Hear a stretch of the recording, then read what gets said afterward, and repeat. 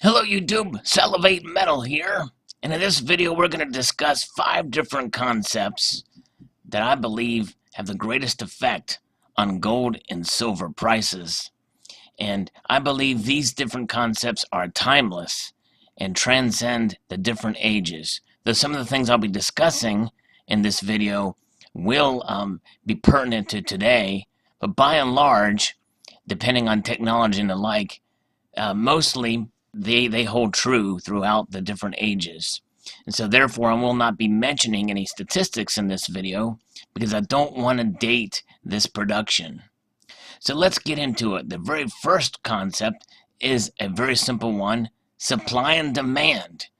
And it's a very, very elementary concept, and it certainly plays a big factor. But I think many people overlook it because they get down in the weeds of technical analysis and the like.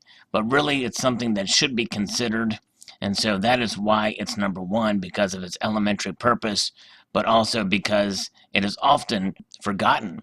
And you think about all of the different gold and silver production over the years and how it's being mined, the technologies involved in the mining, and how people say that it's going to run out in time, and how much of it is available to get. Do we have to go deeper to get the gold and silver? There's a lot of different things and factors involved with supply and getting it out there and distributing it around the world, and then you have demand. There's a lot of demand, especially when you think of different cultures. In the Eastern cultures, there's a lot more demand with population growth of people wanting to obtain gold and silver. So there's that demand that is involved with industry. Solar panels. There's a lot of silver being used in electronics and your iPhones and the different electronic devices. And then there's the medical field where gold and silver is used. Then there's jewelry. Gold and silver being used in jewelry and all the different applications involved. Of course, we know that gold is treasured more than silver and is a lot more expensive than silver. So it can be cost prohibitive, but there's a lot of industrial use that can be used for gold as well if it's viable economically.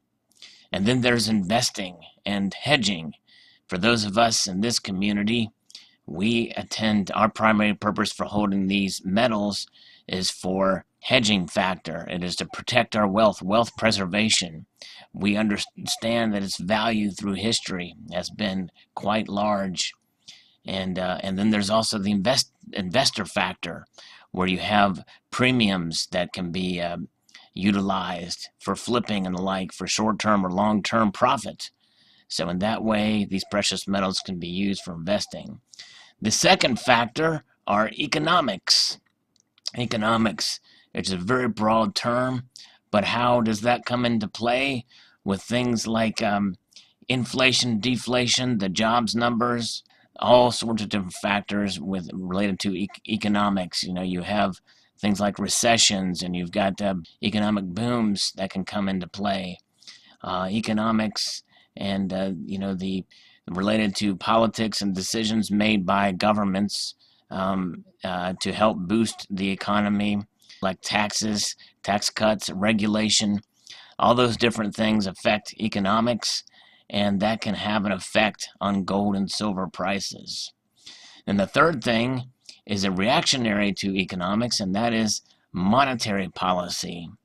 And here in the United States, we have the Federal Reserve Bank, but other central banks in other nations do the same thing with the printing of money. You have quantitative easing. You've got the raising and lowering of interest rates. And typically that has become a reactionary type of thing with governments around the world due to the economic factors, which we had mentioned in number 2.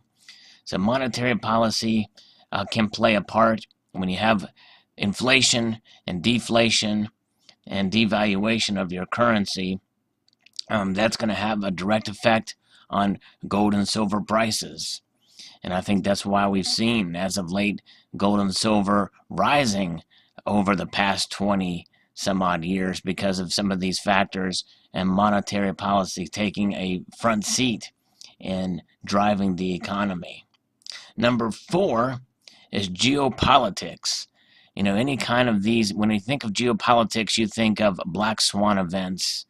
And geopolitics, typically we think of that in other nations affecting our nations, but it can happen within our nation, and it can happen between nations, whichever country you live in, and certain different factors like economic crises, global crisis around the world, things that are happening with the UN makes decisions for certain nations. You've got conflict, you've got war. All those different factors can come into play with the gold and silver precious metal prices. If there's a massive shooting or a terrorist event that can occur, all those types of things can have effect and ripple out from their point of origin and can affect what happens in the economy and also monetary policy in a sense. So geopolitics can play a role in how precious metal prices are determined in a certain way. And so that's another factor too. And the 5th factor is probably the most ubiquitous, and that is psychology. And psychology, and I think in a way, psychology can be enveloped in all of the previous 4 that I had mentioned because it's how we react. It's a reactionary type of method. Monetary policy reacts upon economic factors. Economic factors reacts upon supply and demand. That's how psychology comes into play. When the Federal Reserve Bank makes a statement, even though the policy that comes from that statement may have had what would be perceived and be predicted as one reaction to precious metal prices, how that statement is perceived can have the opposite effect on precious metal prices. So that involves uncertainty in the market or certainty in the markets. People are feeling good. People are feeling confident. That's a factor, and it's very hard to predict psychology in my view. But it does have a great effect, and certainly can have all kinds of different factors that come into play. And so I lump this particular key point in psychology because I believe that most of us make mention of how manipulation plays a role. Manipulation has been proven in the markets. I don't believe that manipulation in and of itself is powerful enough to have as much of an influence in the markets as some of you do, but I do believe it happens, and I believe that manipulation occurs based off of psychology.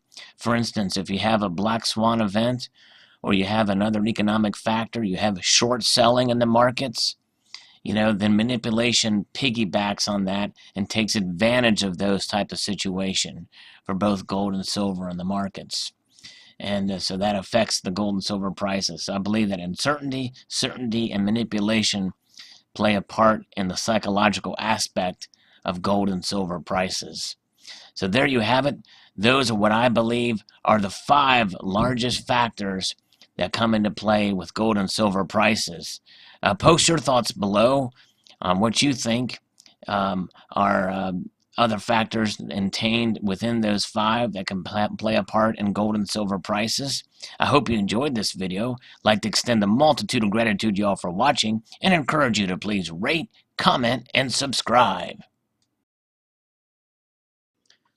If you enjoyed this video, I hope you will consider checking out some of the playlists that are available from the channel page. And also, to be notified of future videos, make sure you click on the bell so that you can be abreast of the latest Salivate Metal video. Salivate Metal video. Salivate Metal video.